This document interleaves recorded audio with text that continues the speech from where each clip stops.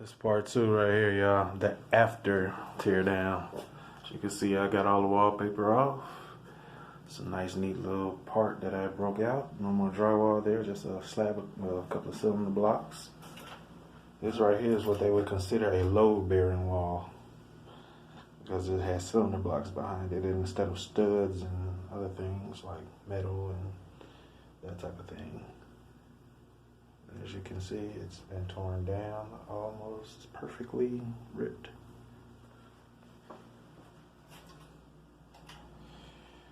Now, the next part you'll see will be when I put everything back together.